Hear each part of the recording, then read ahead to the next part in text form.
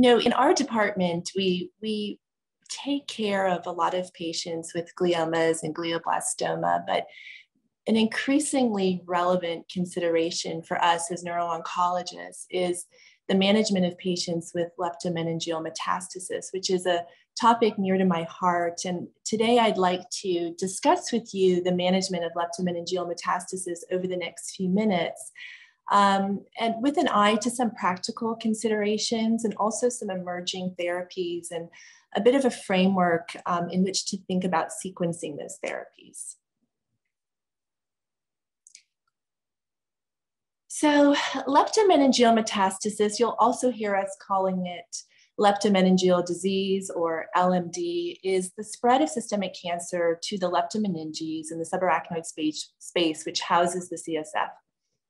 It occurs in 5 to 8% of patients with cancer, but that incidence is likely underestimated. There are autopsy series of patients with cancer with up to 20% of patients with LMD. Whether that LMD in those patients is actually clinically relevant is another question for discussion, but nonetheless, the numbers are there. And LMD is typically considered to be a rare complication of cancer, but you can see 5 to 8% of patients. That's a large proportion of patients.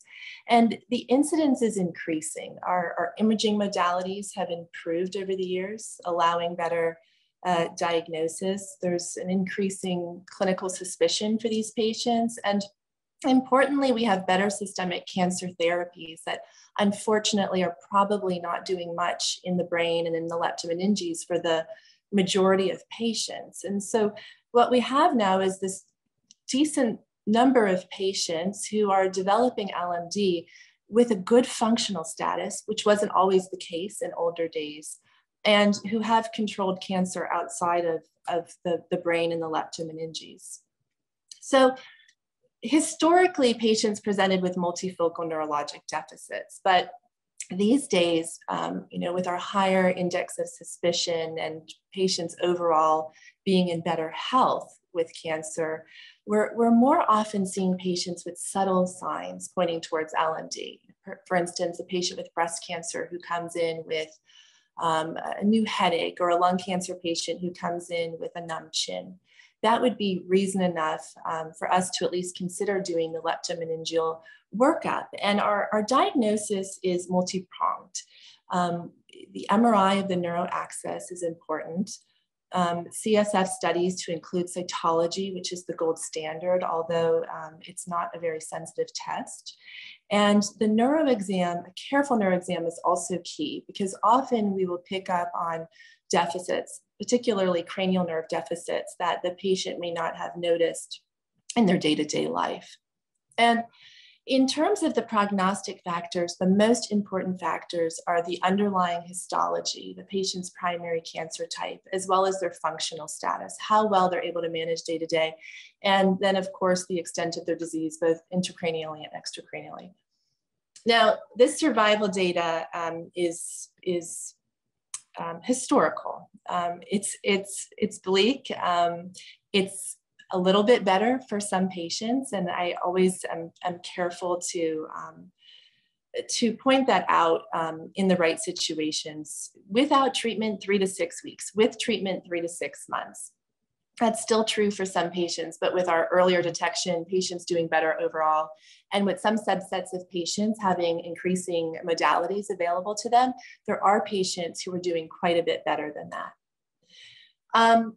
The European groups have subtyped the diagnosis of leptomeningeal metastasis based on the method of diagnosis and also the MRI appearance. So type 1 patients with positive cytology, per the European guidelines, those are patients that are considered to have confirmed LMD. The type 2, the ones that have imaging findings that are consistent, that would be considered probable LMD.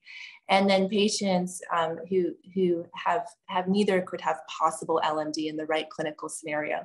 Our NCCN guidelines in the States do agree to the diagnosis of LM if you have convincing radiographic findings or positive cytology.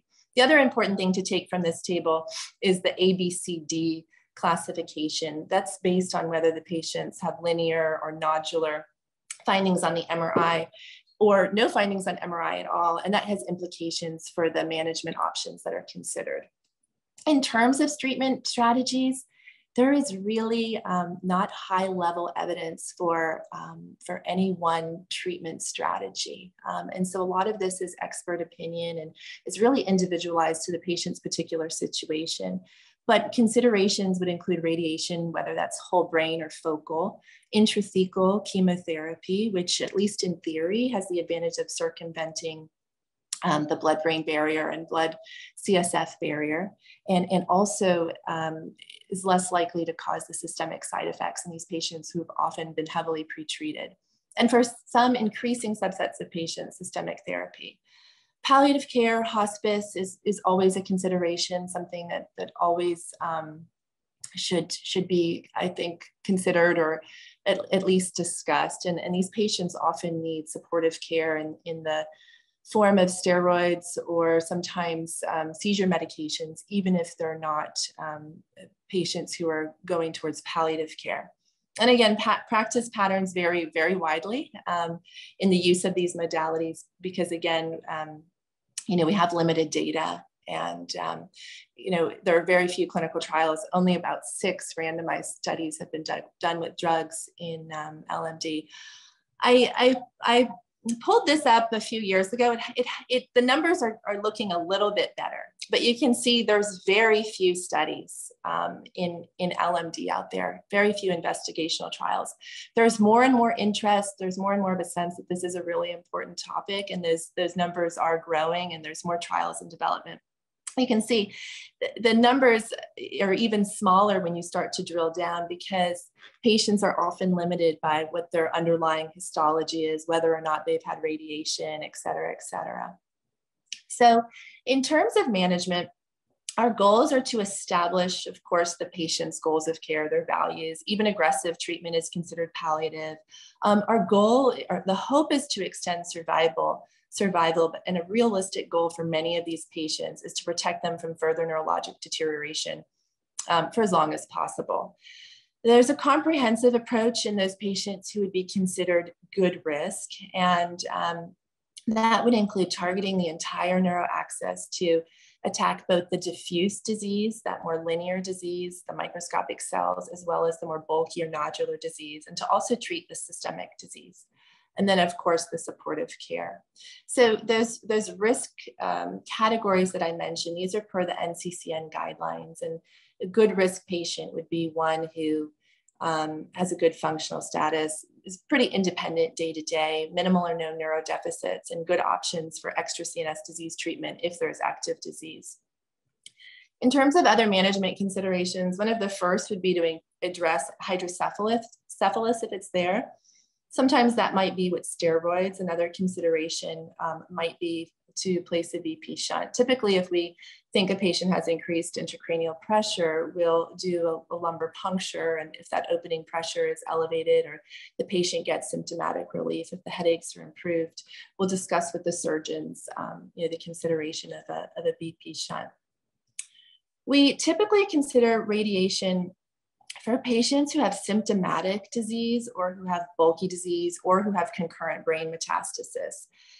We don't typically consider it as a direct treatment of the LMD because most studies have not shown that whole brain radiation is associated with an increase in overall survival. And we don't typically treat these patients with craniospinal radiation targeting the entire neuroaxis, but a few slides down, I'll talk about how that may be changing. We also, again, consider systemic therapies in clinical trials and intrathecal chemotherapy. About intrathecal chemotherapy, so I mentioned it in theory minimizes drug delivery barriers. You can give intrathecal chemotherapy via a lumbar puncture or via ventricular access.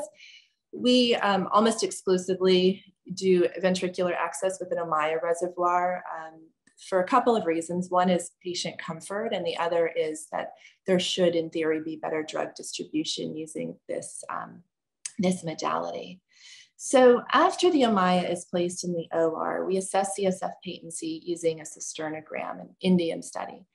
If there's loculation, if there's any slowed flow or blocks in the flow, that would suggest that intrathecal chemo would also loculate, leading to not just toxicity, but poor drug distribution.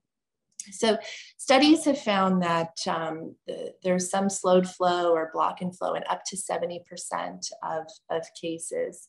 The numbers are much smaller at our center. I'm not exactly sure why, but I think it probably has something to do with the patients that we're selecting, and we're often treating them with radiation proactively if there is a sense that we won't be able to effectively treat with intrathecal chemo.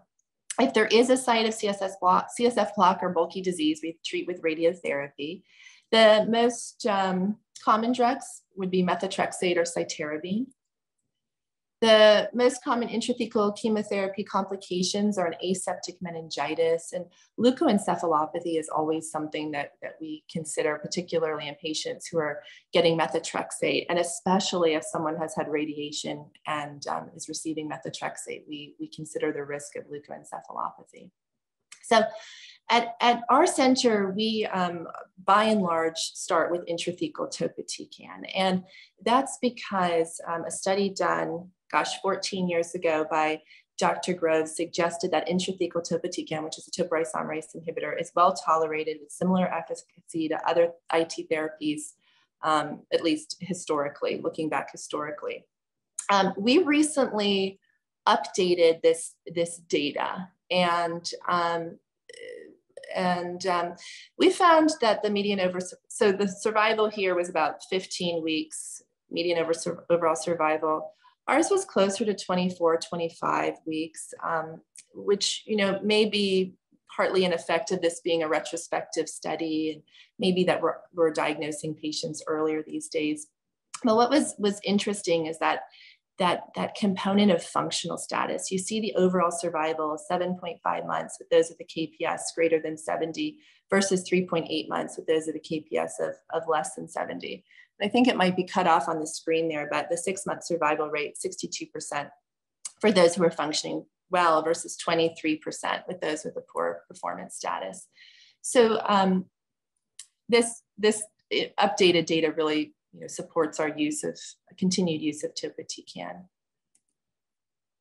So some practical considerations: determine the good candidates, discuss quality of life. It's often only offered at bigger cancer centers, so travel can often be a consideration that's important. Discussing realistic expectations. It's still, at the end of the day, a modest therapy for many patients, although some patients do get increased benefit. Increasing hydrocephalus and bulky disease, performing the cisternogram. Treating chemical meningitis with steroids, it's typically pretty effective in most patients. We often give it orally. In some cases, we'll give it via the Ommaya. Continuing and initiating systemic therapy as indicated, checking CSF cytology periodically for response, and restaging every 8 weeks. If the LM progresses, we typically will switch intrathecal agents, plan radiation, consider a clinical trial, transition to hospice. And then, of course, more and more consider these systemic agents. So in terms of these systemic agents, the studies are small, but they do show some promise. For patients, for instance, with EGFR positive non-small cell lung cancer, the Bloom study suggests a benefit of up to close to a year with the third generation EGFR drug, osimertinib. And similarly, patients with ALK mutated non-small cell lung cancer can have some benefit with systemic agents. For patients with HER2 positive breast cancer, there's probably the most activity there, just like with the brain mets literature. There's also some increasing studies looking at the benefit of some of these HER2 directed drugs in patients with HER2 positive breast cancer. So there was a study led by Dr. Kim Thakar out of Northwestern that showed a benefit, a median overall survival approaching 12 months with intrathecal trastuzumab, which is still poor, but it's better than what we historically think of in this population, closer to 4 months. here at MD Anderson, Dr. Murthy and I led a study looking at a systemic drug called Tucatinib in combination with a couple of other drugs. And this is now approved for systemic therapy for HER2-positive breast cancer and has shown activity in brain mets. But in our small study, we also showed a benefit in patients with leptomeningeal mets with a median overall survival of 10 months, which compared favorably to this historical control. And it's the first time we've seen evidence of this benefit with a systemic regimen for HER2-positive breast cancer. So hopefully this is the start of more momentum to come. And what was also interesting is that we did some correlative studies that did show, the drug and its metabolites in the CSF. So I mentioned the use of craniospinal radiation. In theory, it would be a really nice treatment for leptomeningeal mets, but it's always been considered too toxic when you use the traditional photon radiation.